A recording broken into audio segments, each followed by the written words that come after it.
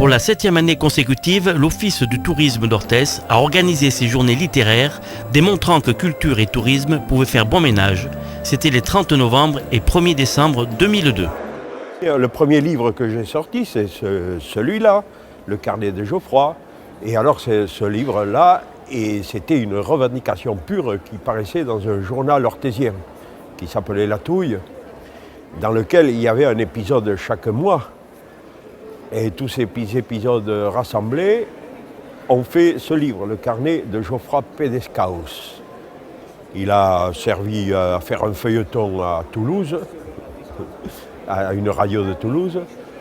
Il a servi de sujet d'examen au baccalauréat en Allemagne. Alors, devant ça, mon éditeur orthésien là, a voulu absolument le rééditer par les moyens de l'imprimerie numérique. Cette manifestation a attiré un nombreux public de passionnés de l'histoire du Béarn, où le protestantisme a joué un rôle important dans la cité Phébus notamment. Nous sommes ici aux Journées du Livre pour présenter le dernier ouvrage qui vient d'être publié par le Centre d'études du protestantisme béarnais et qui s'intitule « Calvinisme de Béarn ».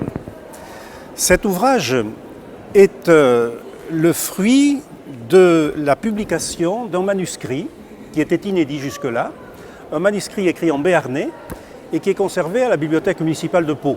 Dans ce manuscrit, l'auteur, qui est un avocat palois d'origine catholique, présente l'introduction du calvinisme en Béarn. Et étant donné qu'il écrit après la révocation de l'édit de Nantes, c'est-à-dire après 1685, qu'il est un bon catholique, qu'il est un bon royaliste aussi, il va s'efforcer dans cette œuvre de démontrer que le protestantisme est dans l'erreur et que le pouvoir royal, en l'occurrence Louis XIV, avait tout à fait raison de révoquer cet édit de Nantes.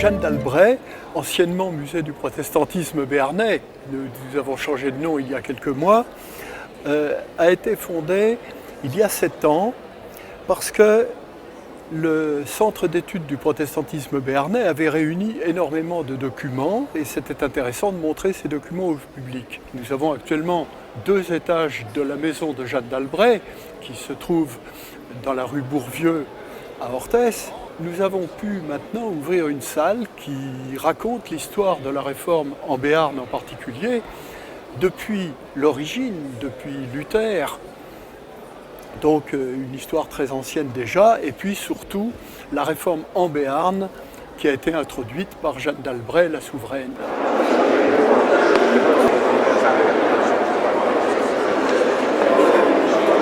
Je suis un Espagnol d'origine andalouse, un Béarnais d'adoption. J'ai atterri à Orthez en 1964 par les chantiers de lac qui avaient besoin de main-d'œuvre qualifiée. Maintenant, ma présence aujourd'hui au salon, ça va être un pari envers moi-même. Parce qu'une grave maladie, une hémiplégie, on m'avait promis un fauteuil roulant. Et je dis quoi, moi? Je pars, je m'achète un sac à dos et je suis parti faire 1700 km sur le chemin de Compostelle. Ça a été tellement intéressant, les rencontres que j'ai faites, les difficultés, j'ai eu des craintes, oui, bien sûr, comme tout le monde, on a peur, on a envie d'abandonner. Qu'est-ce que tu viens foutre dans cette galère? Et j'ai eu envie d'écrire mon livre. En déambulant dans les stands, le promeneur a pu apprécier l'extrême diversité des œuvres présentées. Tantôt sanglante, toujours sombre et fatale. Je suis natif de Malaussane, un petit village qui se trouve dans le canton d'Arzac, à la lisière des Landes.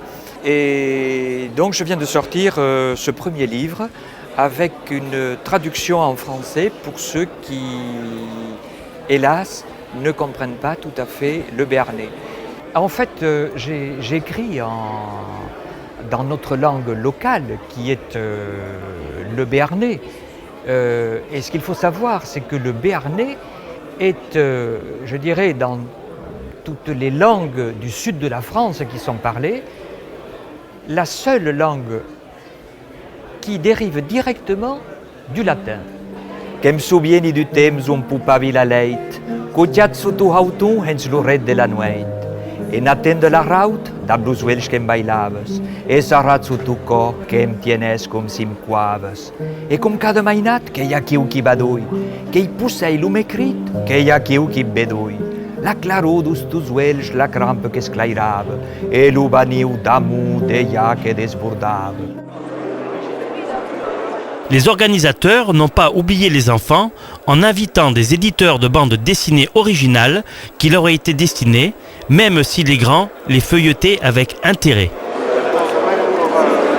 Ce fut aussi l'occasion de découvrir ou redécouvrir des éditions de qualité relatant la vie de nos anciens poètes tels Francis Jammes qui ont fait la renommée de la cité orthésienne, grâce également au dynamisme de diverses personnalités locales ou d'associations. Mon rôle est de valoriser le patrimoine historique local et donc ma présence ici au sein des Journées du Livre est pour faire connaître le patrimoine, notamment protestant béarnais, mais surtout faire connaître le CEPB, l'association dont le siège social est aux archives départementales boulevard Touras à Pau. Vous pouvez venir au sein de mon bureau et je vous indiquerai, je vous orienterai pour vos recherches dans le patrimoine béarnais.